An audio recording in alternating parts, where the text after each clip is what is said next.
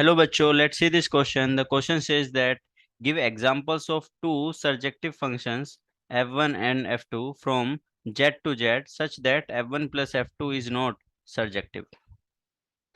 तो चलिए सोल्व करते हैं। इसमें क्या की कॉन्सेप्ट यूज होने वाला है? की कॉन्सेप्ट। हमें क्या चेक करना है इसमें कि वेदर ये फंक्शन ऑन टू होगा या नहीं होगा। तो की कॉन्सेप्ट क्या यूज होगा? Surjectivity of the function. Surjectivity of the function.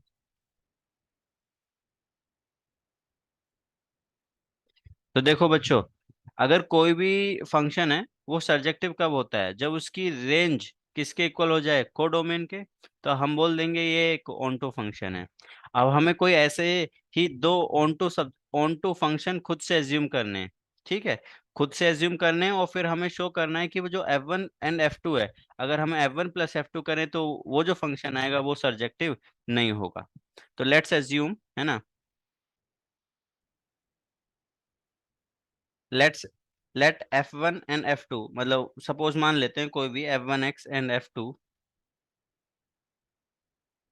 F1x is equals to x and F2x is equals to -x। ये मैंने मान लिया। अब मुझे ये मैंने माना है कि ये सर्जेक्टिव है, तो ये प्रूव भी करना पड़ेगा कि ये दोनों F1 and F2 जो एज्यूम किए हैं हमने फंक्शन वो सर्जेक्टिव होने चाहिए।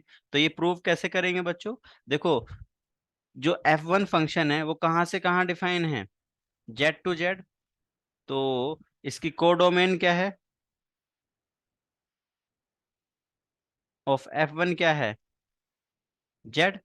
अगर मैं रेंज निकालूंगा बच्चों, तो रेंज भी क्या होगी इसकी? एफ F1x = x की रेंज क्या होगी? जो वैल्यूज में जो, देखो, इसमें डोमेन क्या है? जेड है। तो जो जो वैल्यू हम डोमेन में से लेंगे, अगर सपोज इंटीजर, जेड का मतलब इंटीजर्स 1 2 3 4 5 -1 -2 -3 लाइक दैट, है ना। तो हमारे पास में जो रेंज आएगी वो भी किसके इक्वल आएगी? जेड के इक्वल। क्यों? क्योंकि डोमेन किसके इक्वल है? जेड के। तो रेंज भी क्या होगी? रेंज ऑफ F1 क्या है? वो भी जेड के इक्वल है। तो रेंज एंड कोडोमेन दोनों इक्वल हैं। तो हम बोल सकते हैं range and codomain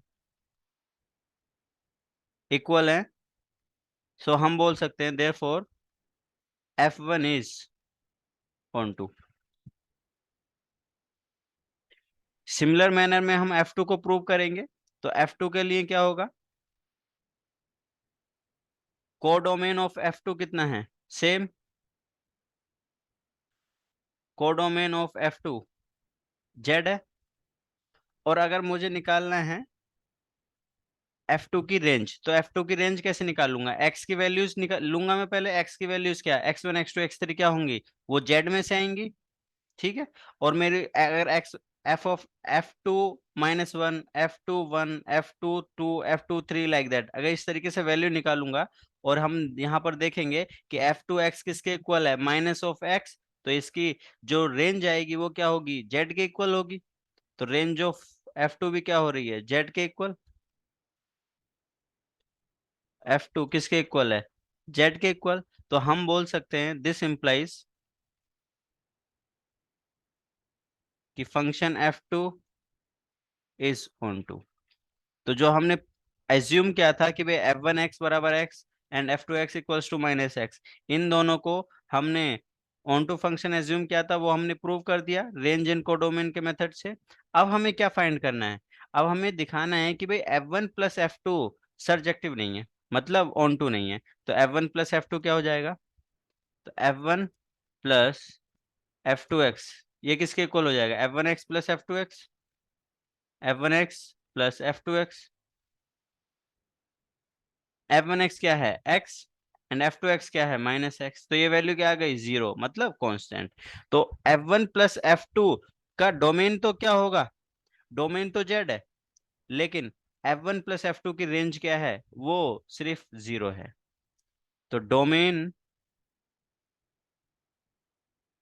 codomain, codomain of F1 plus F2 is not equals to range of F1 plus F2।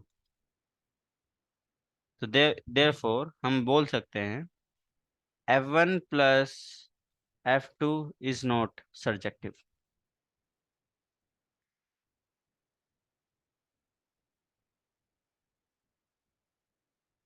और यही हमें प्रूव करना था। I hope you understood it well. Best of luck. Thank you.